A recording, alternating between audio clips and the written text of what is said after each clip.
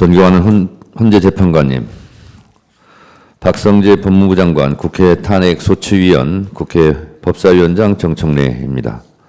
피청구인 박성재 법무부 장관은 대한민국의 법무행정을 총괄하는 법무부의 수장이자 대통령의 국정을 보좌하는 국무위원입니다. 피청구인은 검찰, 행형, 인권옹호, 출입국 관리 등 대한민국 법무에 관한 사무를 관장하는 법무부 장관으로서 그 누구보다 대통령의 국정이 합헌적으로 운영될 수 있도록 보좌해야 하는 막중한 책무를 부담하고 있습니다. 피청구인 박성재는 헌법 제89조에 명시되어 있는 계엄과 그 해제를 심의해야 되는 국무회의 국무위원의 일원입니다. 피청구인이 그 의무를 다하였는지 많은 의구심을 갖고 있습니다. 피청구인은 지난해 12월 3일 대통령 윤석열이 비상계엄을 선포할 때 한덕수 국무총리보다도 먼저 김용현 국방부 장관, 이상민 행안부 장관과 함께 대통령 집무실에 모여 전국 비상계엄 선포에 관하여 논의하였음에도 내란 우두머리 피의자 대통령 윤석열이 위헌 위법한 전국 비상계엄에 대하여 목숨 걸고 적극적으로 반대하였다는 얘기는 지금까지 명확히 드러나지 않고 있습니다. 그 내란의 밤 대통령 윤석열이 선포한 전국 비상계엄이 헌법과 계엄법이 정한 전시사변 또는 이에 준하는 국가 비상사태에서 이루어진 것이 아님은 삼척동자도 다 아는 사실입니다. 12.3 내란 사태는 비상계엄의 전제 조건도 포고령도 국회와 중앙선관위를 침탈한 것도 정치인과 법관을 체포 구금하려 했다는 것도 모두 헌법과 법률을 위반한 내란 행위입니다. 내란 우두머리도 내란 중요 임무 종사자도 내란 부하 수행자도 모두 처벌의 대상입니다. 존경하는 재판관님, 우리나라의 법무행정의 최고 책임자인 피청구인이 대통령 윤석열이 비상계엄을 명확하게 강력하게 반대하지 않고 침묵 방조하거나 헌법 파괴 현장에서 단순히 우려 표명만 했다면 그것은 대통령의 국정을 보좌하는 국무위원으로서 그 책무를 다하지 못한 것을 넘어 우리나라 법무행정의 최고 책임자로서 헌법과 법률을 수호할 의지가 없다는 것을 명백히 보여준 것입니다. 저는 국회 법사위원장으로서 대통령 윤석열의 전국 비상계엄 선포 이후 열린 법사위에서 피청구인이 당시 국무위원 회의에서 어떤 의사표명을 했는지에 대해 묻는 질문에 알 듯 모를 듯 얼버무리는 것을 수차례 목도하였습니다.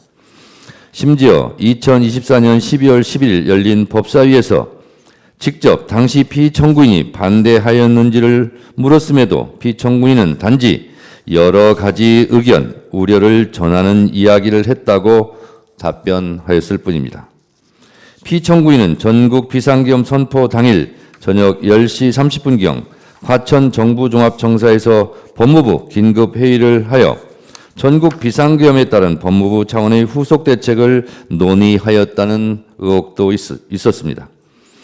이 자리에서 법무부 감찰관은 계엄 지시에 따를 수 없다며 사표를 내기도 했습니다.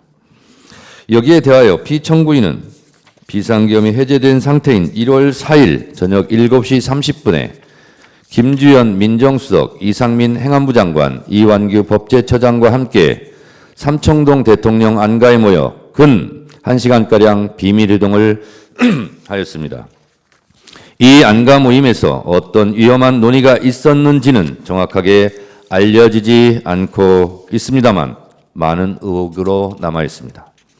이와 같이 피청구인이 대통령 윤석열 및 다른 국무위원 등과 함께 내란 행위에 연루되었다는 의혹은 국헌을 문란하게 할 목적으로 폭동을 일으킨 내란 행위에 중요한 임무에 종사하거나 부하 수행한 행위라 하지 않을 수 없고 헌법 제7조 제2항에서 규정하고 있는 공무원의 정치적 중립 의무를 위배한 행위라 하지 않을 수 없을 것입니다.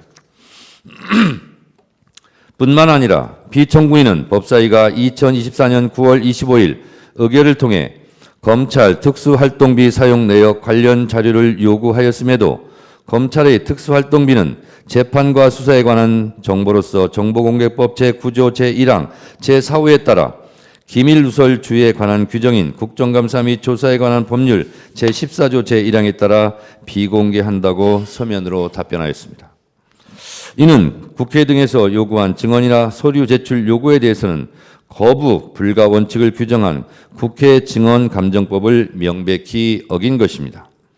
국회에서의 증언 감정 등에 관한 법률 제4조 공무상 비밀에 관한 증언, 서류 등의 제출 제1항은 국회로부터 공무원 또는 공무원이었던 사람이 증언의 요구를 받거나 국가기관이 서류 등의 제출을 요구받은 경우에 증언할 사실이나 제출할 서류 등의 내용이 직무상 비밀에 속한다는 이유로 증언이나 서류 등의 제출을 거부할 수 없다고 되어 있습니다.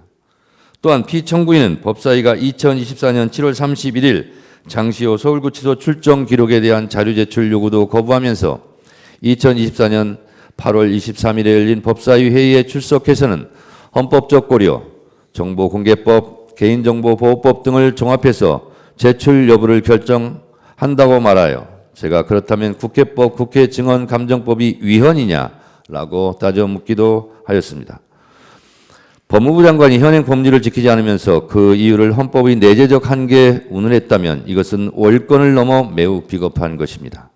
만일 현행 법률이 위헌이라고 생각하면 헌법재판을 통해 해소해야 할 일이지 살아있는 법률을 자의적인 판단에 의해 공공연하게 위반하고 심지어 법무부는 현행법인 국회증언감정법의 내재적 한계를 분석한 보고서를 2024년 10월경 각 의원실에 배포하기까지 하였습니다.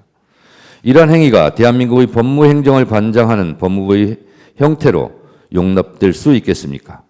법무부의 유권해석이 국회 의결로 공표된 현행 법률보다 우위에 있다는 반헌법적, 반법률적 태도라 하지 않을 수 있겠습니까? 이런 상황에서 법무부 장관으로서 피청구인이 어떻게 국민들에게 법을 지키라고 할 수 있겠습니까?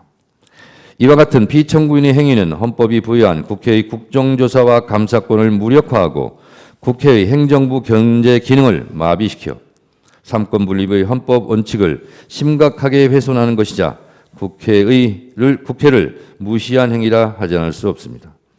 피청구인의 국회 무시 행위는 이에 그치지 않았습니다. 피청구인은 2024년 12월 7일 국회 본회의에 출석하여 소위 김건희 특검법 재의건에 대해 국무총리를 대신하여 설명하고 난 후 곧바로 국회 본회의장에서 퇴장하기까지 하였습니다. 이와 관련하여 우원식 국회의장으로부터 국회에서 해당 안건을 처리할 때 국무위원이 제자리에 있는 것이 원칙이고 국민을 대하는 태도라고 주의 경고도 받았습니다. 이는 국무위원의 국회 출석 및 답변 의무를 규정한 헌법 제62조 제2항 및 공무원의 성실 의무를 규정한 국가공무원법 제56조를 위반한 것이라 하지 않을 수 없습니다.